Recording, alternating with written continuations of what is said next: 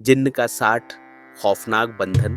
जूही और आशु बचपन की दो प्यारी सहेलियां जो एक दूसरे के बेहद करीब थी। वक्त आया जब जूही की शादी तय हुई। परिवार की खुशी का कोई ठिकाना नहीं था, लेकिन हर रस्म के पीछे कुछ मान्यताएं भी छुपी होती हैं, जिन्हें नजरअंदाज करना कभी कभी बहुत भारी पड़ जाता है। ऐसी ही एक रस्म थी कि हल्दी लगने के बाद दुल्हन को घर से बाहर नहीं निकलना चाहिए, और जूही ने इस बात को नजरअंदाज कर दिया और अपने मंगेतर वरुण से मिलने चली गई, बिना किसी डर के, सिर्फ अपने प्यार के जश्न में। शादी के दिन सब कुछ सामान्य लग रहा था, लेकिन फेरों के दौरान जूही को एक अजीब सा भार महसूस हुआ, जैसे कोई और भी उन दोनों के साथ फेरे ले रहा हो। उसे लगा शायद ये शादी की थकान है, और उसने इसे नजरअंदाज कर दिया।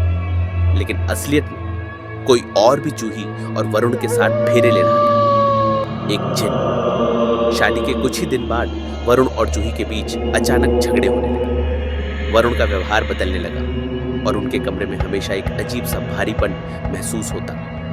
फिर अचानक जूही गर्भवती हुई, जबकि वरुण काम के सिलसिले में घर से बाहर था। वरुण इस बात को समझ नहीं पाया और शक के चलते उसने जूही को घर से बाहर निकाल दिया। जूही टूट चुकी थी और वह रोती हुई अपने माता पिता के घर वापस आ गई। उसकी हालत देखकर उसकी बचपन की सहेली आशु उससे मिलने आई। जूही ने अपने दिल की सारी बातें आशु को बताई। आशु के पिता एक बहुत बड़े साधक थे, जो ऊपरी ताकतों का इलाज करते थे।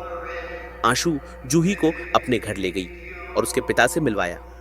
उन्होंने जूही को देखते ही पहचान लिया कि उस पर किसी जिन्न का साया है। आशु के पिता ने पूजा की तैयारी की और सबको ताबीज पहनने और गंगाजल पीने को कहा। जब जूही को गंगाजल पिलाया गया तो थोड़ी ही देर में जूही को अचानक गुस्सा आ गया और उसके अंदर का जिन्न चिल्लाने लगा। उसने ऐलान किया कि उसकी शादी जूही से हो चुकी है और अब वह उसे कभी नहीं छोड़ेगा। सब डर गए, क्योंकि यह इतना आसान नहीं था। जिन्न ने जूही पर हमला करना शुरू कर दिया। उसने जूही को चोट पहुंचानी शुरू कर दी, जिससे सब लोग बहुत घबरा गए।